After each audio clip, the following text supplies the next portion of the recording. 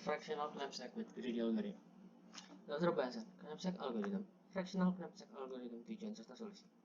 Knapsack algorithm. Dalam knapsack problem, knapsack sendiri merupakan tas atau karung untuk memasukkan sesuatu untuk ditampung dengan total ukuran weight lebih kecil atau sama dengan kapasitas karung.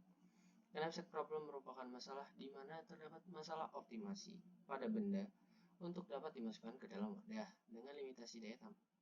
Dengan adanya optimasi, diharapkan benda yang dimasukkan dapat menghasilkan keuntungan maksimum dengan menentukan berat serta nilai sebagai prioritasnya. Fractional knapsack. Dalam slide sebelumnya, pada knapsack algorithm, list dari sebuah item diberikan dan masing-masing memiliki ukuran atau weight dan nilai atau value yang kemudian dimasukkan ke dalam knapsack yang berkapasitas terbatas pada W dengan nilai terbaik dan berukuran lebih kecil atau sama dengan W.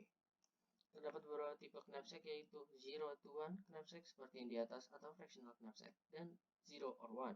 Dalam fractional knapsack, item dapat dipecahkan ke dalam ukuran lebih kecil sehingga dapat digunakannya greedy algorithm dalam pencarian profit maksimum. Time complexity dari algoritmanya fractional knapsack adalah big O and log n. Tujuannya adalah untuk mencari nilai maksimum dari suatu knapsack atau karung yang memiliki kapasitas terbatas pada W. Solusi yang disuguhkan ada brute approach. Dalam brute approach adalah dengan mencoba semua pilihan tersedia dengan beragam pemecahan item dengan efek samping waktu pengerjaan lebih lama dan kurang efisien. Serta greedy approach dalam metode ini, solusinya adalah dengan menghitung rasio nilai per ukuran atau weight atau value per weight pada setiap item dan mengambil item dengan rasio tinggi hingga tidak dapat ditambahkan. Dan pada akhir kita mendapatkan fraction dari suatu item semaksimal mungkin kurang atau sama dengan W. Solusi yang kita gunakan adalah greedy approach. Perbandingan dengan knapsack 0 or 1 dynamic programming adalah perbandingan dapat dilihat dari kedua algoritmanya. Yang pertama, pada knapsack 0 or 1 dynamic programming, semua kemungkinan akan dicoba untuk mendapatkan hasil yang optimal. Sedangkan pada fractional knapsack tidak, karena menggunakan greedy algorithm maka dimasukkan ada nilai terbesar terlebih dahulu.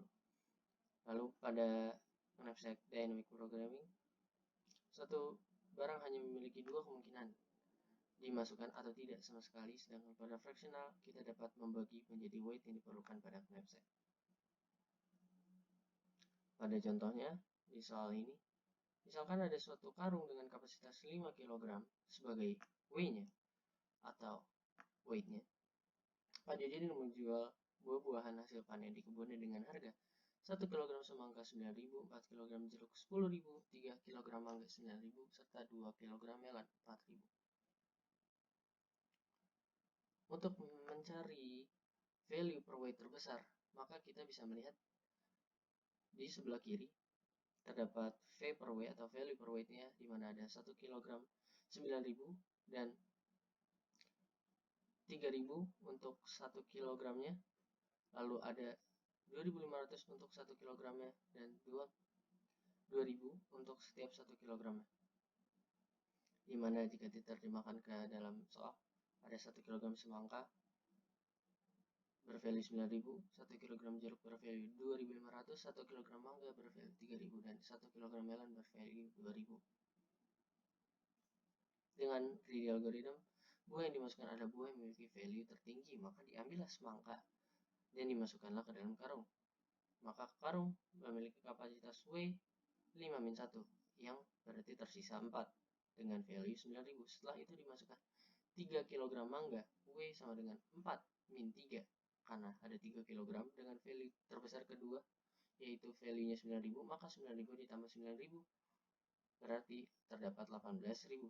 Karena kapasitas karung hanya tersisa 1, di mana ada 5 dikurang 1 yang berarti tersisa 1, maka akan dimasukkan value terbesar ketiga, di mana itu adalah 1 kg jeruk dengan 2.500. Maka W sama dengan 5 berarti sama dengan kapasitas maksimum dan ditambah value-nya 2.500 menjadi 20.500.